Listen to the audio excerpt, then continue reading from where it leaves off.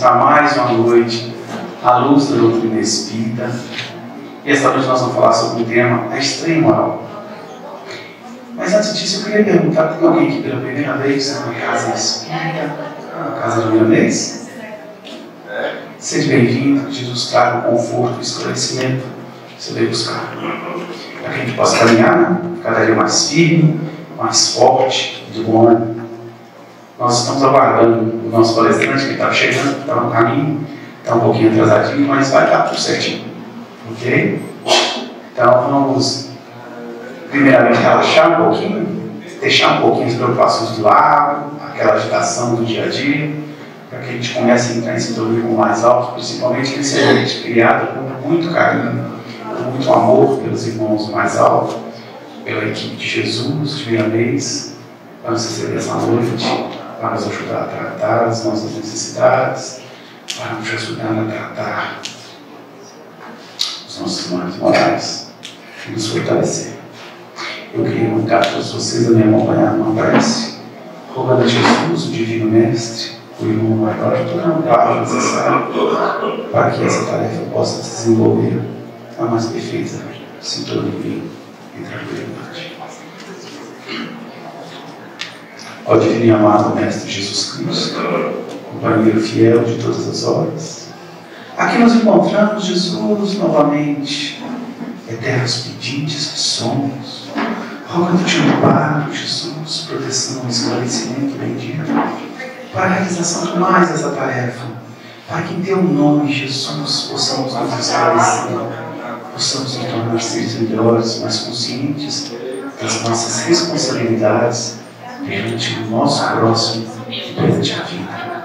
Ilumina-nos, ó Jesus, no caminho reto, no caminho verdadeiro e equilibrado.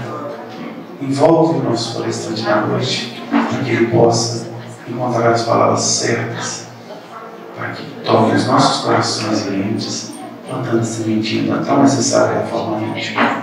Ilumina-nos, ó Senhor Jesus, protege-nos, ó Senhor Jesus, nessa nossa jornada, e que assim seja.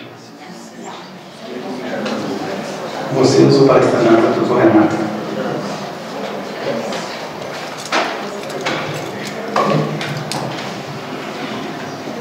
Uma boa noite para todos. É com imensa satisfação que a gente vem à casa novamente.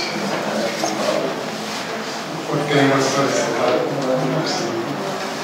tema solicitado é a estranha moral de Jesus.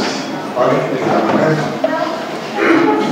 A espiritualidade, uma certa vez, manifestando numa reunião espírita aberta ao público, ela anunciou assim: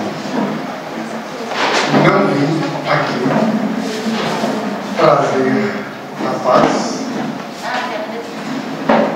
não vim aqui trazer a alegria, não vim aqui trazer conforto, não vim aqui trazer a luz para ninguém. Muito complexo essa fala, não é? Deu um minuto de silêncio, só que não houve silêncio. E alguém disse: as bocas estão fechadas. E um outro comentou: mas as mentes estão projetando os dados de pensamento, gritando mais do que se o ar passasse através do aparelho fonador e pronunciasse palavras gritadas. Então, olha, um silêncio apenas do aparelho fonador,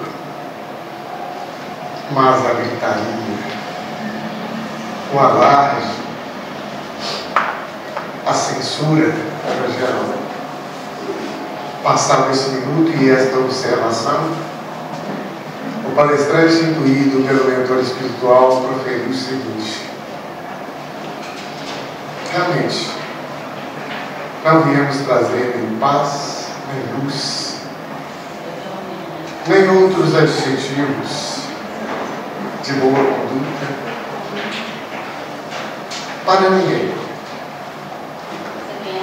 Porque só em duas palavras, a verdadeira luz e a verdadeira paz, é enunciada para o próprio órgão interno.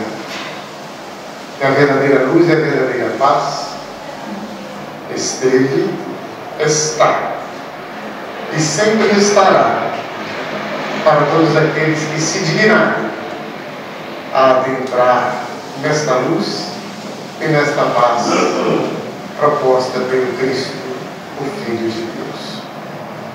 Aí o silêncio se fez. Então, vamos refletir nessas palavras e vamos fazê-las calar aos nossos corações e entender que muitas vezes não temos paz, não temos luz, que significa um sinônimo muito próximo, se não a própria felicidade. Mas nós optamos por outras situações egoísticas, nascida não do eu maior, mas nascida no nosso ego. Quando sabedores somos de que, embora o ego sendo o pior inimigo do eu, o eu maior de cada um de nós continuará sendo o maior amigo deste ego. Muita luz, muita paz para todos. Agradecemos. Gostamos sempre de, no preâmbulo, trazer uma música. E vamos trazer então, pensando sobre Francisco de Assis, que acredito que todos conheçam. Irmão Sol e Irmã Lua. Vamos trazer no português e vamos trazer no esperanto. Porque procuramos todos nós, principalmente dos profetantes da doutrina espírita, entender, conhecer, e se não o entende ou conhece, que possamos nos sensibilizar e nos recordar, buscar nos recônditos da nossa mente de que anteriormente uma Babel era formada tanto no plano da carne quanto nos planos ou no plano espiritual. E a linguagem não era bem entendida. E criou-se, então, o estudo de uma língua universal neutra, que não pertencesse a país nenhum. Ela, o Esperanto, criada até uma universidade na colônia Nosso Lar, na Universidade Esperança, e traga ao mundo por Lázaro Luiz Amenhof, que trouxe para a humanidade esta língua neutra, a qual praticamente todos nós, depois desse advento, nós em desdobramento fisiológico, ou seja, quando dormimos, o nosso espírito vai passear. Isso se chama desdobramento fisiológico. E na pátria espiritual, desdobrado como espírito, porém espírito encarnado, ao qual denominamos alma, e desencarnado, simplesmente espírito, com E maiúsculo. Mas em desdobramento dialogamos com os nossos afins e até com os nossos desafetos, quando não pertencente a uma língua pátria territorial, dialogamos na língua esperantista. De espírito encarnado para espírito encarnado, de alma para alma, consciente na carne, de espírito encarnado para espírito desencarnado, e de espírito desencarnado para espírito desencarnado. E esta língua, ninguém tem dono, nem um território, ela é neutra, e a praticamos. Que possamos, durante os nossos sonos, pedir para não simplesmente nos desdobrarmos fisiologicamente, mas para irmos para estas universidades, para outros páramos de luz, e aprendermos aquilo que proporcionará a nossa verdadeira acesso para o Pai Celestial. Então vamos à música, Irmão Sol e Irmã Lua.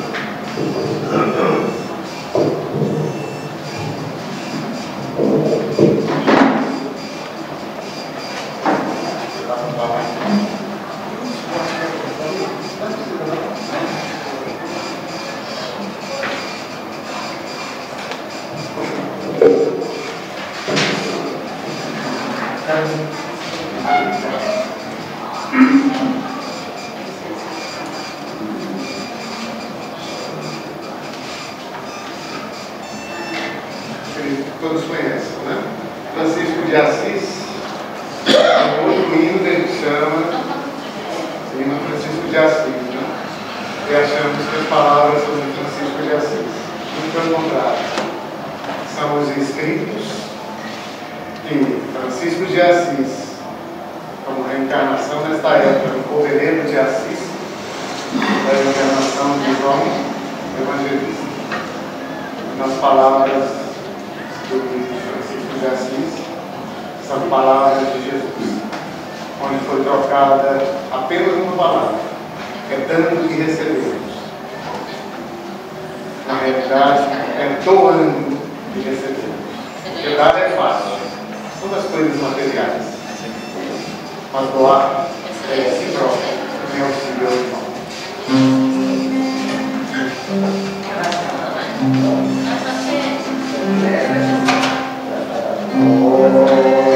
Irmão Sol, irmã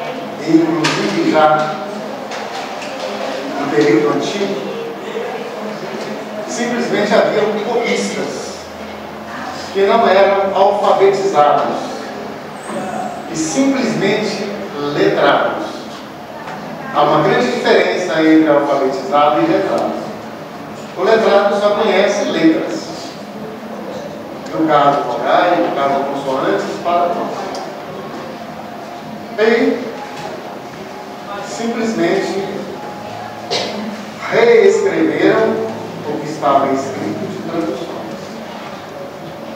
E assim foi passando de traduções em traduções, de versões em versões, e muitas palavras chegaram erradamente. E hoje interpretamos totalmente equivocados muitas das propostas que constam no livro sagrado. A nossa terra, sabemos, ela tem aproximadamente a sua criação há 4 bilhões de anos. É muita coisa. Principalmente se considerarmos a nossa vida como um ano vital, retirando do individual universal. Assim, interpretando, o homem surgiu na Terra. Mas como ele surgiu? Ele veio até, conforme diz a espiritualidade superior, de mônada para frente, de mônada para trás, como criaturas vindas da mão de Deus, entre aspas, para o nosso sistema cosmogônico, ainda não foi ensinado para que os pudessem aprender e aprender. Depois de mônada, aí veio os átomos, tijolos do universo. Enquanto tijolos do universo, já observamos só para falar mônadas, que estavam lá atrás. E os átomos em se juntando, formaram um corpo sólido, um corpo tangível. Esses corpos tangíveis passaram a formar moléculas, uma molécula de água, uma molécula de silício, uma molécula de ferro. Depois de uma molécula, começaram a formar os coacervados. Aí juntou-se isso, juntou aquilo outro. E desses coacervados formaram-se tecidos. Dos tecidos, órgãos, e dos órgãos, organismos. Mas neste espaço de moléculas juntas e células, corpo vivo, e partículas atômicas, moléculas, substâncias, houve uma situação em que a criação desses minerais constituíram os órgãos. Sejam eles gasosos, sejam eles tangíveis ou materiais, dos quais no nosso sistema solar só 4 planetas são rochosos, os demais são gasosos. Então criou-se a primeira transformação, que foi o vírus, formada por proteínas vindas desses coacervados. Proteínas que criaram um conjunto dentro de si, envolto numa película e com os caracteres genéticos, DNA e RNA. Daí houve outras transformações e chegamos ao vegetal. Do vegetal chegamos ao animal. Do animal houve uma divisão por Linneu, que colocou assim: animal racional e animal irracional. Bom, aí veio outro cientista, médico, contemporâneo de Adolfo Bezerra de Menezes Cavalcante, que foi o Armand de Quatrefages de Brie, olha o nome francês, né? Da década dos iluministas. E falou assim: olha, reino nominal não pode ser reino animal racional. Tem que haver outro reino. E esse reino vai ser denominado nominal. E fez essa proposta. Então ficou-se assim: reino mineral, reino vegetal, reino animal e animal, o dos homens, afirmando e confirmando o que Emmanuel diz para nós. O cachorro não evolui o cachorro, mas o homem tem a obrigação precípua de evoluir o próprio homem, porque o homem tem um fluxo de inteligência com mais fluência do que o do reino animal.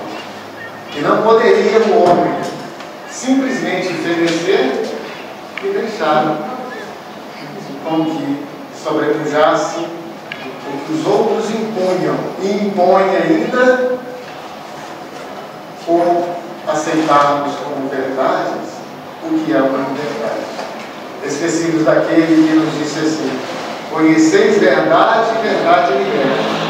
Esquecidos de que a complementação da frase se diz assim: a verdade te liberta de ser até capaz de você próprio. Então nós temos que entender as mensagens de Jesus, as mensagens subliminares que são tragas para velar esta história. E, como moral estranha de Jesus, vamos voltar no reino nominal. Reino nominal. O homem surgiu na face da terra a partir das experiências dos espíritos de escola, co-criadores de um universo, regidos e orientados por Jesus, e para o nosso planeta, ao qual denominamos a nave-mãe Terra. Então, os laboratórios genéticos siderais foram criados todas as coisas vivas da Terra. E dentre elas, conforme André Luiz nos traz, o protótipo do homem. O protótipo do homem é um ser espiritual, onde foi ensaiado as experiências todas para que se chegasse à formação do ser humano tal qual nós somos hoje, Homo sapiens sapiens, e não simplesmente um hominídeo. Então, quando se fala de silvos, gnomos, elfos, duendes, são ciências que trazem a respeito do que a espiritualidade promoveu para o nosso sistema Terra, mas com outras denominações. Dentre elas, essa formação ou neoformação do homem, denominada pela espiritualidade, de um protótipo do homem. Mas que não é trago muito à tona para que não sirva de maiores dificuldades para nós que hoje ainda habitamos a Terra e queremos prevalecer sobre o outro a nossa opinião sem estar embasada em estudos aprofundados. Bom, criado o homem, o protótipo desse homem, ele foi colocado junto aos autóctones do nosso planeta Terra, para que pudessem ali desenvolver determinados processos cognitivos. E assim foi. E os autóctones da Terra antecederam esse protótipo do homem, como criaturas do próprio sistema Terra. Posteriormente, estes protótipos do homem foram reconduzidos aos laboratórios genéticos siderais e enxertaram em cada um deles duas situações: o livre-arbítrio, que permitiria a escolha, e a forma do pensamento contínuo. Como que é isso? Por exemplo, um animal, um cachorro. Se tem um animal, como exemplo esse cachorro, está pequenininho aqui perto de mim, eu o maltrato, ele grava este maltrato somente no presente. Um retrato: afasto-me desse animal que maltratei 10 anos. Este animal, à minha chegada, outra vez em frente dele, vai entender que ainda é presente. Mas com o seu instinto primitivo e observando já o seu tamanho, como se raciocinasse, porém não é um raciocínio. Ele, olhando a mim que o agredi, ele vai me atacar. Porque está gravado nele somente o momento. Ele não tem fluxo de pensamento contínuo. E o ser humano, ou nominal, ele tem um fluxo de pensamento contínuo não idêntico ao dos anjos, aos seres evoluídos, aos de espíritos de escola. Mas nós temos um fluxo de mais ou menos 60 quadros ou fotografias dessas por segundo na nossa mente, que já foi impregnada no nosso arqueocórtex, para que com o neocórtex, ou seja, o cérebro pensante, realmente pudéssemos determinar presente, passado e futuro, e assim exercitarmos coisas melhores. Porém, neste interregno foram exilados de outros orbes celestiais espíritos recalcitrantes e de sintonias e vibrações diferentes com os planetas os quais estavam estagiando e com o grau de evolução desses planetas, e foram degradados então para a Terra. Degradados para a Terra, no entreposto da Lua, estiveram em forma espiritual. E para estes autóctones e para os protótipos dos seres humanos, aí foram nos desdobramentos fisiológicos dos autóctones, dos quais o protótipo do homem estava ensaiando também, aí foram tendo contato com os espíritos que estavam no nível de ciência, de educação, de cultura, porém não de moral, para os homens que estavam e que ficaram estagiando no entreposto chamado Lua. Então vinham ter, com esses protótipos humanos, com esses autóctones da Terra, promover a reencarnação de mentes mais evoluídas. E quando os autóctones mantivessem a sua relação conjugal ou sexual, viessem a gerar não outros autóctones, mas a matéria, a carne, vamos dizer, humana ou mídia, porém com o espírito, não em sua neoformação, mas espíritos com outras mentes, com ensaios e experimentos, em outras situações, em outros orbes, das muitas moradas da casa do Pai.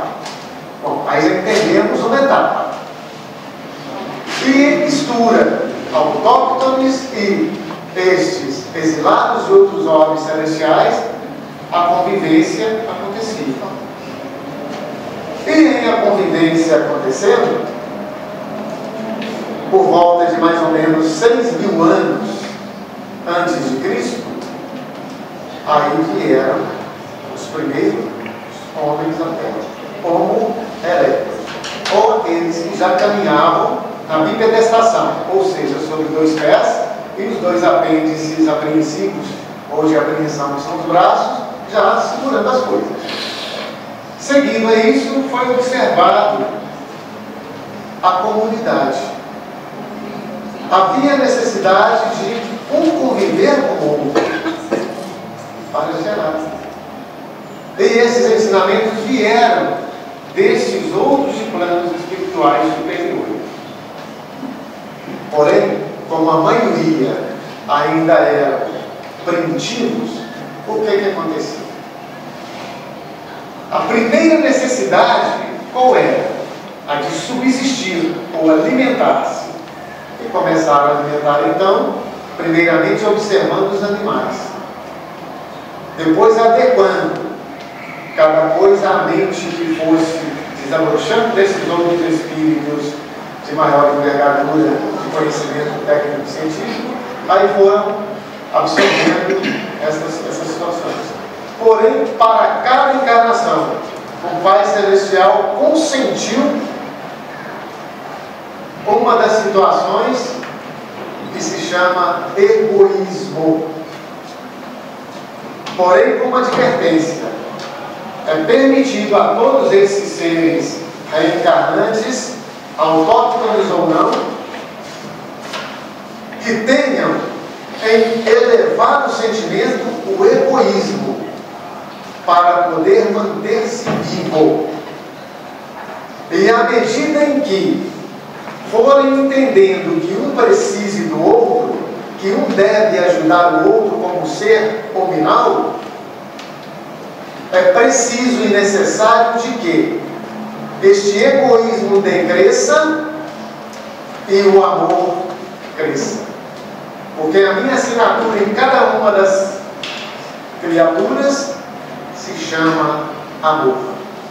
E que deve ser acendrado, e que deve ser elevado à altura daquele que é o Criador de todas as coisas, o Pai Celestial. Bom, então entendemos outra etapa. Mesmo com essas situações, o homem preferiu, tal e qual ainda hoje, ficar com o egoísmo nas alturas e deixar o seu amigo lá embaixo.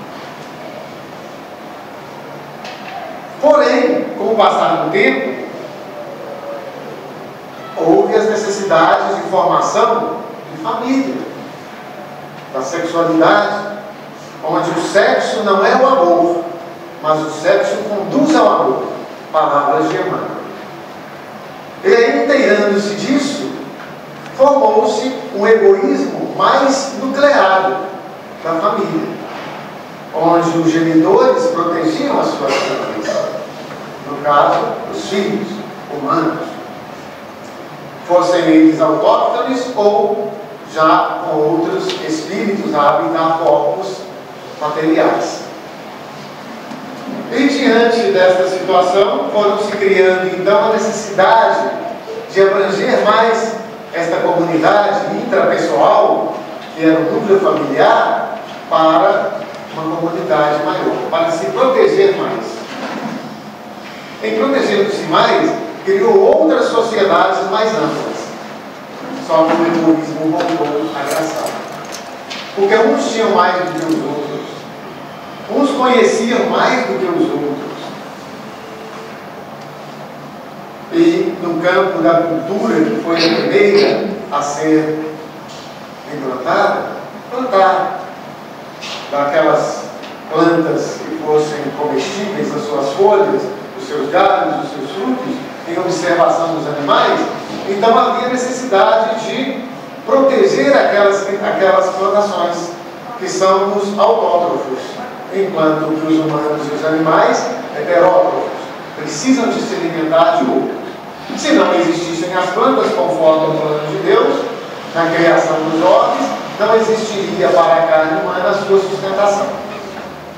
Porque uma planta não se alimenta literalmente, vamos dizer, uma galinha. Uma planta não se alimenta, vamos dizer assim, estritamente, de uma outra planta. É muito difícil. Ela produz o seu próprio alimento, que vai saciar a fome e mitigar a sede dos outros seres que não fabricam o seu alimento tal e qual a nós, os seres humanos. Então houve uma briga para isso. Ao observar os animais que brigavam e disputavam as suas caças. Por exemplo, uma onça, ao pegar um animal no pasto, ela abocanhava, matava ou então deixava entre meia vida, meia morte. Pegava esta sua caça, colocava em cima do galho de uma árvore e ia fazer seus passeios, já com o estômago cheio, um animal carnívoro. E vez por outra, voltava a essa árvore quando sentia a necessidade de alimentar-se e comia outro naco de um outro animal, outra parte desse mesmo animal que ela havia colocado lá. E os homens iam observando, adquiriram o hábito então de guardar alimentos. Mas o guardar alimentos estragava, não ficava por muito tempo. E quando escasseava, começou um a brigar com o outro para tomar o alimento. Egoísmo, sobrevivência. Sem falar com isso nos movimentos tectônicos da Terra, ou a movimentação de placas, ou a movimentação da estrutura vulcânica, a movimentação das marés e de muitas situações que dificultavam. E os próprios animais selvagens, os quais também competiam com os homens. Aí houve a necessidade de criação de armas. Aí foram utilizar-se as pedras e os paus para agredir um ao outro, não no intuito daquela agressão maldosa, mas da agressão de subsistência, para manter o seu alimento para cada espécie. E as comunidades foram aumentando. Criou-se então, a partir das pedras pequenas, dos ossos dos animais, colares para utilizarem e dizer que vencemos a situação difícil para o momento. E as comunidades foram aumentando mais ainda. Aí viu-se que tinham que mudar de um lugar para o outro devido à escassez dos alimentos naturais pelas plantas e dos animais dos quais capturavam.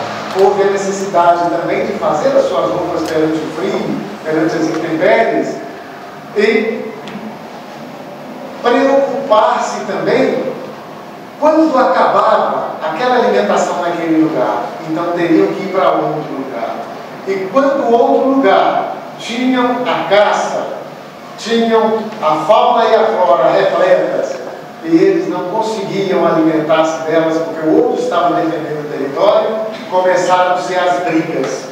E aqueles apetrechos que eram para se alimentar, se nutrirem, protegerem-se de outras criaturas mais bravas, como o reino animal, foram utilizadas para massacrar o próprio homem, o próprio semelhante, e tomar o seu território e a sua alimentação e a sua plantação, que já tinham um desenvolvimento maior da agricultura. E a agressão continuou para os utensílios domésticos que eram criados e variadas outras coisas.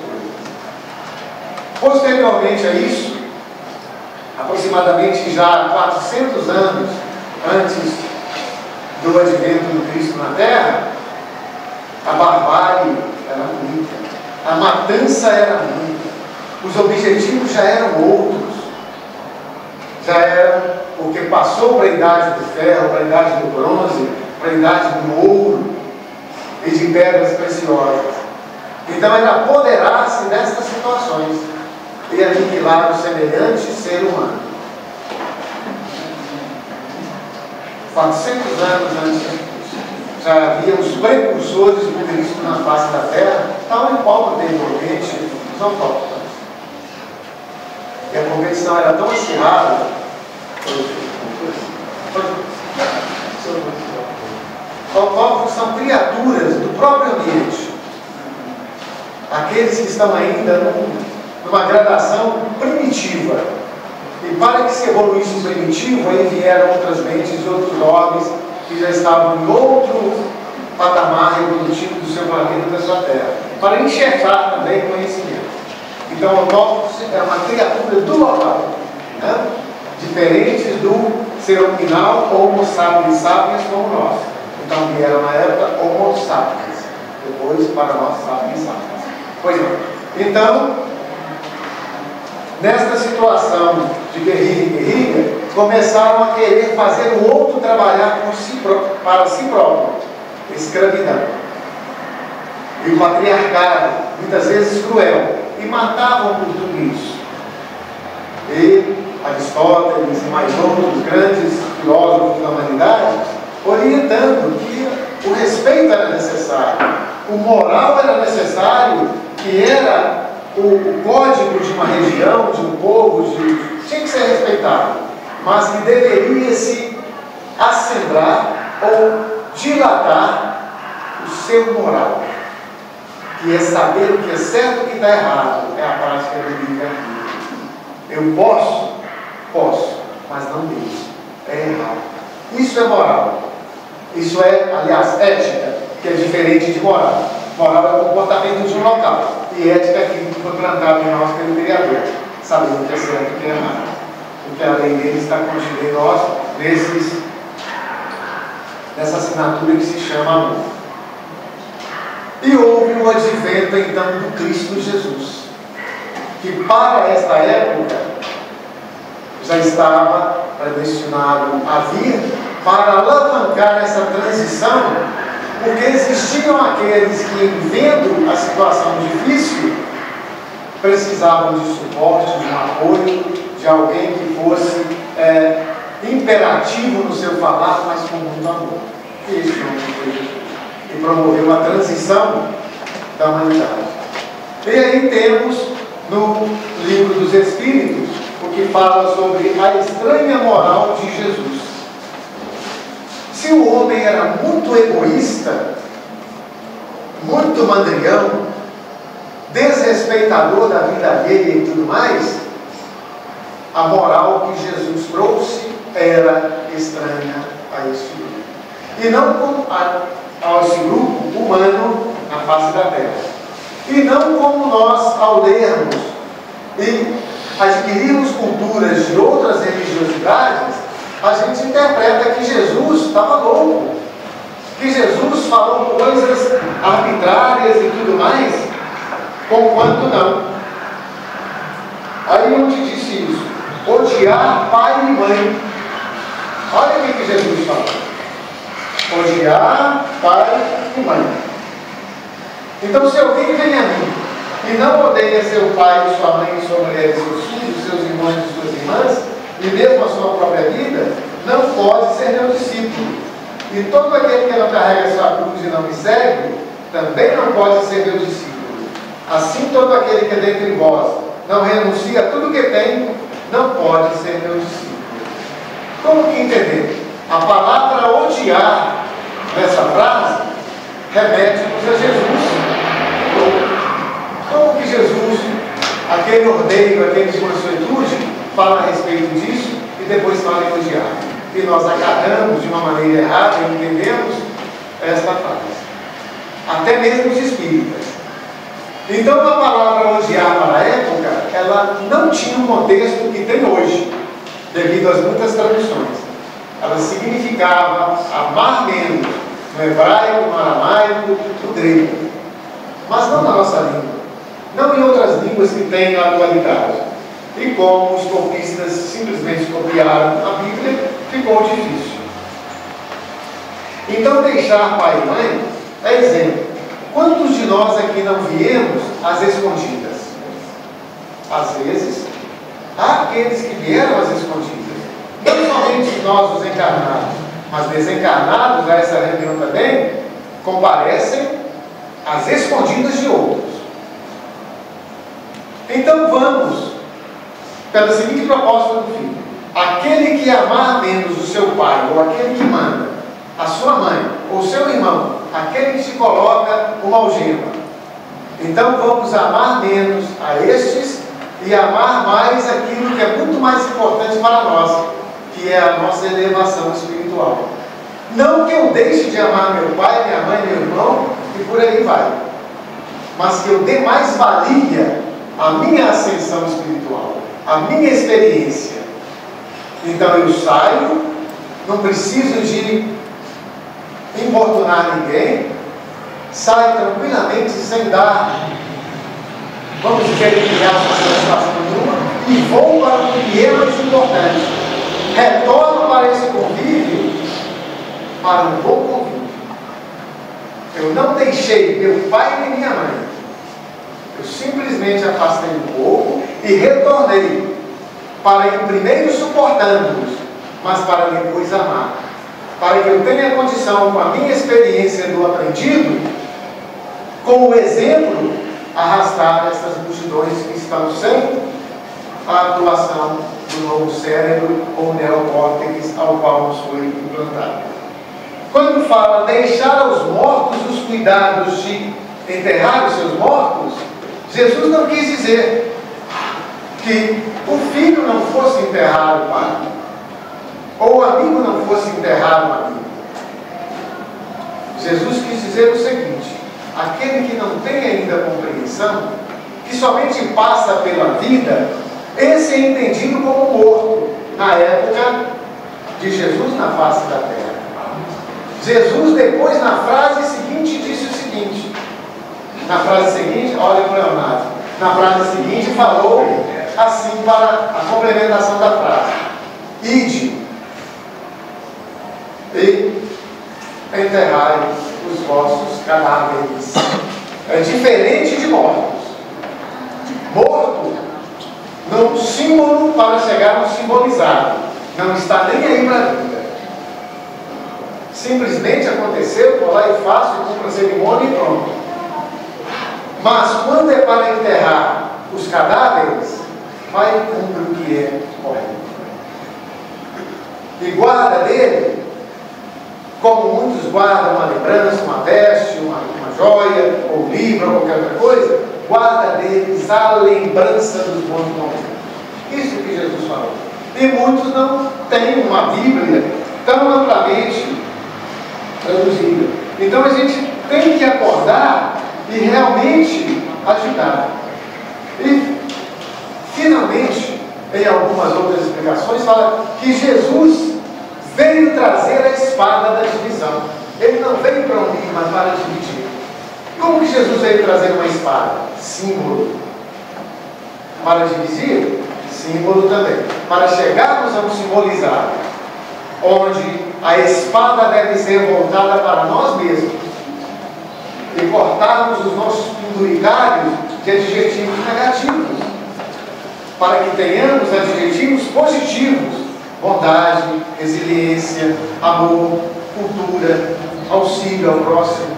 É isso sim. E não simplesmente ter a espada para brigar com o semelhante. E é dito pela espiritualidade superior que as guerras religiosas mataram muito mais do que as guerras tidas por bélicas entre um país e outro. Né? Então a gente fica com essa interpretação simbólica da espada, para que a gente tenha ela voltada para nós e passe. E deixou isso na simbologia da cruz, cuja ponta maior não é para os céus, para agredir o semelhante. A ponta maior é para a terra, para que a gente possa, se entregando a um sacrifício das coisas as quais queremos, a gente conseguir algo muito maior. Porque o covarde não é aquele que muitos interpretam que foge, é aquele que se abstém no momento crucial para não perder a vida e dar sequência às situações. Onde num momento Jesus falou para Pedro assim: Pedro, haverá de me negar 3 vezes. Haverá, olha o imperativo. Ele não falou assim: ô Pedro, eu sei que você vai me negar 3 vezes. Você é covarde. Não, é haverá, para que se cumprisse a situação. E Jesus ainda disse uma outra palavra final com respeito a essa moral estranha de Jesus: eu tenho necessidade de que o mundo arda e arda logo. Mas Jesus querer que o mundo pegue fogo, que queime logo? Mas a etimologia da palavra é outra. Ele quer que as coisas que têm que acontecer aconteçam logo, para que o homem saia de filho de Deus como filho da luz, e não querendo exercitar essa luz, ele cai em filho das trevas dele mesmo. E nessas trevas, pela imponência de querer ser filho da ignorância de si mesmo, então ele virou filho das trevas pela própria ignorância ou do seu egoísmo. Aí vai ser filho da dor, que é carnal, material, para, sentindo tanta dor, sofrer. Filho do sofrimento, que é mental, raciocinando. A partir disso, ele se torna filho de reflexão. Filho da reflexão: fiz isso, por isso deu errado, tem que fazer aquilo outro. Eu fiz no outro deu certo, está de acordo com os preceitos de Deus. Voltei a fazer errado, eu me desliguei do Criador. Religião: preciso de Deus, religar-me ao Criador. Então, se eu religuei com os preceitos do Cristo, que são as verdades do Pai Celestial, o manual perfeito do nosso funcionamento, então eu volto a ter luz, volto a ter paz. E em executando essa boa ação repetidamente, eu volto a ser novamente filho de Deus, filho da luz. Vós sois deuses, não sejais deuses de destruição. Desejamos muita luz e muita paz para todos, aqueles que se dignarem a adentrar nesta luz e nesta paz. Agradecemos.